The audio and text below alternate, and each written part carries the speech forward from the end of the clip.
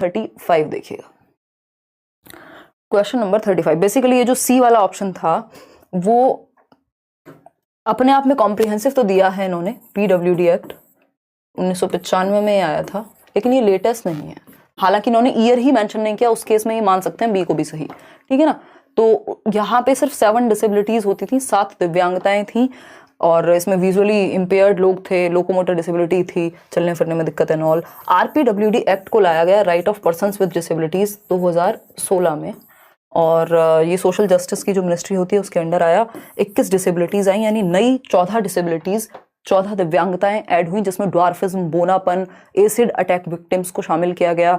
और अगर हम बात करें, वो मूवी आई थी ना अभी, छलांग थी, क्या नाम था, जिसमें वो छपाक आई थिंक, हाँ, तो एसिड अटैक विक्टिम्स को, ड्वार्फिज्म को, हीमोफीलिया, जो ब्लड रिलेटेड बहुत सारी प्रॉब्लम्स थी जिनको पहले केटर नहीं किया गया था, लोकोमोटर डिसेबिलिटी, और इसमें और भी नोटिफाई हो सकती हैं, मतलब ऐड हो सकती हैं आपकी डिसेबिलिटीज। इस तरह की चीजें हैं, वो 3 से 4% बढ़ा दिया रिजर्वेशन को। इसके लिए आपके पास 40%, 40 या से अधिक होनी चाहिए डिसेबिलिटी, तब आपको ये सर्टिफिकेट अपने आसपास से बनवाना पड़ेगा, और डिसेबल्ड के जो भी बेनिफिट्स हैं वो आप ले पाएंगे, बेनिफिट्स कह लीजिए, या जो ज़रूरी चीज़ें हैं वो मिल पाएंगे आपको। चलिए यहाँ पे आगे बढ़ते हैं नेक्स्ट क्वेश्चन की तरफ। क्वेश्चन नंबर है 35, जवाब दीजिएगा, आगे बढ़ेंगे। क्वेश्चन नंबर 35 देखिए एक बार। किसको कहाँ समस्या है? कोई तो चप्पल लिख रहा है छपाक की जगह होता है कई बार, कोई बात नहीं। हाँ देखिएगा एक बार, वो जो लक्ष्मी नाम था ना, उन पे बनी थी वो। हिंदी ईवीएस का भी करेंगे डिस्कशन, लक्ष्मी ठाकुर पर बेस्ड थी एग्जैक्टली, कुमकुम, बिल्कुल बिल्कुल। आप लोग काफी अवेयर लग रहे हैं, 27-28 आ जा रहे हैं ईवीएस वगैरह में भी, बढ़िया है अजय, मेहनत करो यार, फिर क्या टेंशन है, फिर क्या टेंशन है। बी ऑप्शन देखिए 66%, which of the following statement regarding proposals made by NEP is not correct. Not लिखा है, ध्यान से देखिएगा। NEP 2020 proposes that a variety of methods and strategies, group work और ये सब होने चाहिए, ये पॉजिटिव बात है, हमें नेगेटिव चाहिए। Proposes shift from formative to summative, यही नेगेटिव है, ये बार बार आपको दे रहा है, जबकि ऐसे से एफ होना चाहिए, रचनात्मक की तरफ जाना है, योगात्मक से, ये उल्टा ऑप्शन है, तो ये नेगेटिव है और हमें तो नेगेटिव ही चाहिए। इसकी बात नहीं की गई है NEP में, और सही नहीं यही है। फिर भी देख लेते हैं C option, proposes that apart from assessment और टीचर्स के द्वारा सेल्फ असेसमेंट भी होना चाहिए, ये भी पॉजिटिव है। एनईपी कहती है कि रिपोर्ट कार्ड जो है स्टूडेंट्स का, उसमें कॉग्निटिव अफेक्टिव सारे डोमेन हो, ये भी सही है। तो बी ऑप्शन ही गलत है, और जो गलत है वही सही है, क्योंकि पूछा ही गलत है। तो इस बार आप लोगों ने कमाल कर दिया कि गलती नहीं की, 75% लोग सही उत्तर दे पाए। नहीं तो नॉट लिखते ही आधे लोग अपने आप ही गलत कर देते हैं क्वेश्चन को, वो पहले ही हाथ उठा देते हैं, खड़े कर देते हैं कि भैया अब हमसे ना हो पाएगा। क्वेश्चन नंबर 36 देखिए, national education policy 2020 states that learning should be, यानी राष्ट्रीय शिक्षा नीति 2020 के अनुसार अधिगम कैसा होना चाहिए। भाई जिसमें बच्चा एक्टिव होगा जिस ऑप्शन में, वैसा ही अधिगम होना चाहिए। फटाफट से जवाब दीजिए और फिर हम बढ़ेंगे आगे। देखिएगा, अगर नेशनल एजुकेशन पॉलिसी की बात करें, कंटेंट, भाई कंटेंट नहीं है सेंटर में, टेक्स्ट बुक नहीं है सेंटर में। एक्सपीरियंशियल लर्निंग, प्रयोग, यस, यहाँ बच्चा एक्टिव होगा, जहाँ बच्चे को एक्सप्लोर करने का, इंक्वायरी का, डिस्कवरी का मौका मिलेगा, बच्चा एक्टिव होगा, वही ऑप्शन बेस्ट है। उसी की बात एनईपी या कोई भी पॉलिसी जो बच्चे के भले के लिए बनाई गई है वो करेगी। बिहेवियरिस्टिक तो आदत डलवाने की, कंडीशनिंग की बात करेंगे, तो आंसर क्या हुआ, एक्सपीरियंशियल, ठीक, सी ऑप्शन। सिर्फ 71% लोग ही क्यों उत्तर दे रहे हैं इसका उत्तर कम से कम 90% सही एक्सपेक्ट किया था हमने।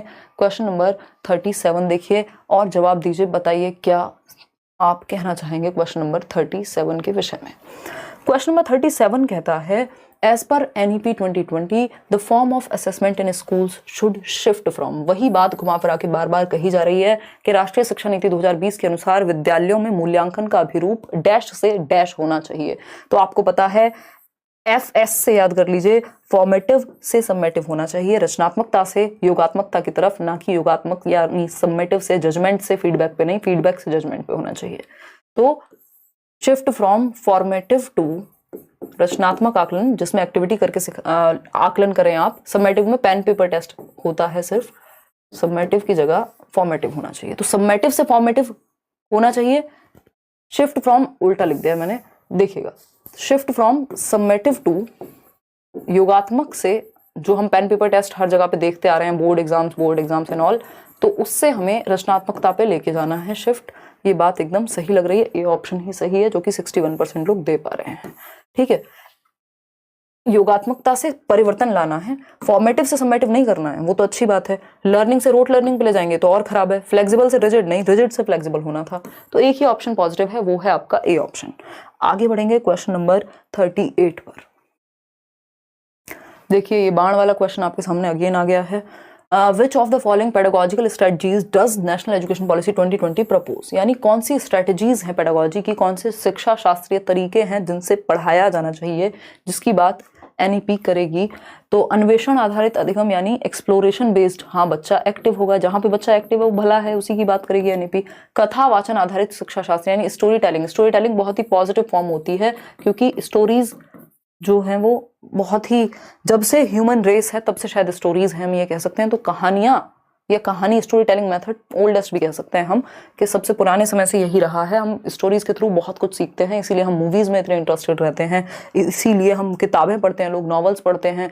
क्यों? क्योंकि स्टोरीज से हम बहुत कुछ सीखते हैं। बच्चे की इमेजिनेशन, उसकी लिसनिंग स्किल्स, उसकी इवन स्पीकिंग स्किल्स भी बेहतर होंगी और क्रिएटिविटी भी उभर के आती है। चाइल्ड सेंटर्ड मेथड है, बिल्कुल सही बात है। ड्रिल एंड प्रैक्टिस, इसको हमने डिस्कस किया है कि नेगेटिव है, ड्रिल एंड प्रैक्टिस की जरूरत नहीं है। मीनिंगफुल लर्निंग होगी तो ड्रिल एंड प्रैक्टिस अपने आप हो जाएगी। अगर कॉन्सेप्ट अच्छा नहीं है तो ड्रिल एंड प्रैक्टिस को हम नेगेटिव मानते हैं, ये बात याद रखिएगा।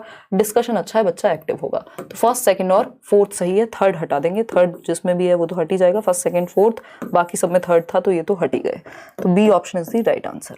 आगे बढ़ेंगे क्वेश्चन नंबर 39 पर। 3-4 क्वेश्चन और हैं, आप लोगों ने बहुत अच्छा साथ दिया आज, एनर्जी कम होने के बावजूद भी। क्वेश्चन नंबर 39 देखिएगा, which of the following statement is not correct in the context of holistic 360 degree multi dimensional report proposed for assessment of students in national education policy, यानी राष्ट्रीय शिक्षा नीति 2020 में विद्यार्थियों के आकलन हेतु प्रस्तावित समग्र 360 डिग्री बहुआयामी रिपोर्ट के संदर्भ में कौन सा कथन सही नहीं है।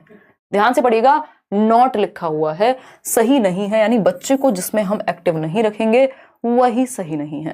पहला ऑप्शन है the report will include self and peer assessment. ये बात हमने शुरुआत में ही कर ली थी कि बच्चा खुद का भी आकलन करे, उसके दोस्त भी उसका आकलन करें, टीचर भी करें, तो ये तो सही है बात। द रिपोर्ट पॉजिटिव है, हमें नेगेटिव ढूंढना है, नॉट वाला। The report will include progress of students cognitive affective यानी CAP, कॉग्निटिव अफेक्टिव साइकोमोटर, यानी बच्चे का संज्ञान, उसका दिमाग, उसके इमोशंस, उसका दिल और उसके हाथ पैर यानी फिजिकल एक्टिविटी, तो ये भी पॉजिटिव है, इसकी भी बात हुई है। The report will form an important link between home and school, यानी बच्चे के जीवन से उसके ज्ञान को स्कूल में जोड़ा जाए। ऐसा नहीं है स्कूल में कुछ और पढ़ता है, दुनिया में कुछ और होता है, तो ये भी पॉजिटिव है, उसके जीवन से जोड़ रहे हैं आप लर्निंग को, स्कूल में क्लासरूम लर्निंग को घर से जोड़ रहे हैं।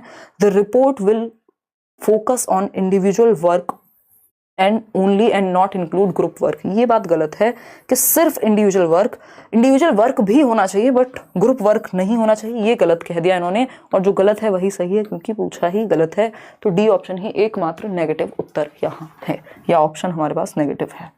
आगे बढ़ते हैं, क्वेश्चन नंबर 40 देखिएगा, क्या है ये क्वेश्चन नंबर 40 समझेंगे। नेशनल एजुकेशन पॉलिसी 2020 क्या प्रपोज करता है कि एजुकेशन कैसी होनी चाहिए, शिक्षा कैसी होनी चाहिए। ड्रिल और प्रैक्टिस को तो दूर से ही जयराम जी की बोल देंगे, कहेंगे भागो यहाँ से।